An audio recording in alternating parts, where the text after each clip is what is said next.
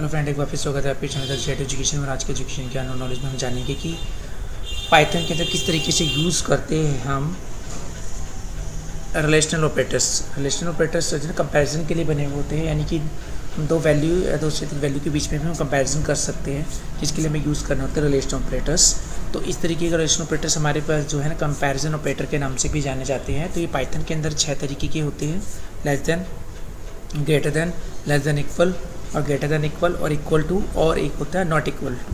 तो ये आपके 6 तरीके के होते हैं। इनमें से हम कुछ यूज़ करके आपको दिखाते हैं। चलो स्टार्ट करने से पहले एक बार मेरी वीडियो पर अगर बिल्कुल नहीं हो तो तुरंत इसे एडवांस अभी आप सब्सक्राइब कीजिए और आने वाले लेटेस्ट नोटिफिकेशन वगैरह और वीडियो आपको मिलते रहेंगे।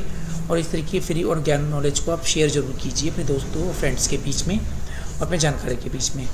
तो आइए फ्रेंड्स स्टार्ट करते हैं। सबसे पहले इसके अंदर क्या है, हम कुछ डाटा स्टोर कर लेते हैं। फॉर एग्जांपल हमने ए इक्वल टू यहाँ पे 89 रख लिया और बी हमने यहाँ पे 45। उसके बाद हमने यहाँ पे क्या करा, और एक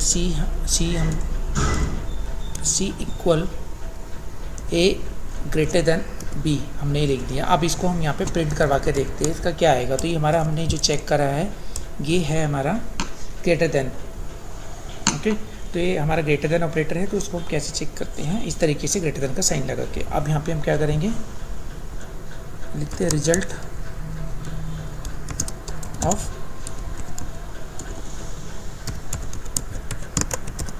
ग्रेटर देन ऑपरेटर। तो जब भी हम रिलेशनल ऑपरेटर्स, ये जनरली जिन्हें हम कंपैरिजन ऑपरेटर्स के नाम से भी जानते हैं, जब हम इन्हें यूज़ करते हैं तो इनकी जो आउटपुट होती है ट्रू या फॉल्स, दैट मीन्स 0 और 1 में आती है। दैट ट्रू मतलब 1 और फॉल्स मतलब 0। तो इसमें पूछा गया है ए बड़ा है बी से। अगर ए की वैल्यू 89 है और बी की 45, तो दैट मीन्स वो क्या है, बड़ा है। तो सी के अंदर जो वैल्यू स्टोर होगी जाके वो होगी 1। तो यहाँ पे आपका 1 प्रिंट हो जाएगा, जैसे कि मैं आपको सामने दिखाता हूँ सी, और उसके बाद हम इसे बंद कर देते हैं। अब हम इसे रन करवाते हैं तो देखते हैं बस की आउटपुट कैसे आती है। तो चलो स्टार्ट देखते हैं। कंट्रोल एस करके हमने ऑलरेडी इस फाइल को सेव कर रखा है HY के नाम से। हमारा H8 से ऑलरेडी ये सेव है प्रोग्राम। उसके बाद हम अपने कमांड मोड पे जाएंगे और यहाँ पे हम क्या करेंगे, py-h8.py रन करवाते हैं।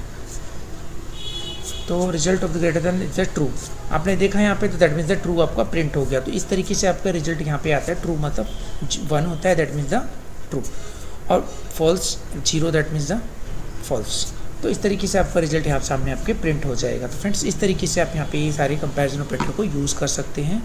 ओके, तो चलिए एक बार फिर थोड़ा सा हम देख लेते हैं यहाँ पे। अब हम यूज़ करते हैं, सपोज करो हमने चेक करा C2, तो यहाँ पे हमने चेक करा असाइनमेंट यानी इक्वल, और यहाँ पे इक्वल बी, तो इक्वल टू बी।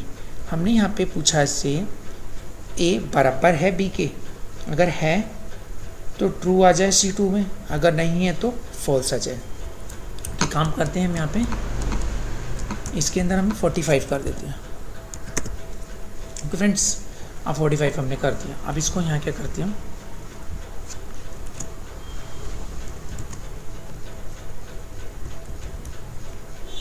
कॉपी कर लेते हैं कंट्रोल C से, और कंट्रोल V से इसको यहाँ से पेस्ट कर लेते हैं। तो हमने पेस्ट कर दिया, तो रिजल्ट हमारा आ गया C2 के अंदर। तो आप एक बार देखते हैं तो ग्रेटर देन की जगह क्या है, ये इक्वल टू ऑपरेटर है, the result of equal to operator.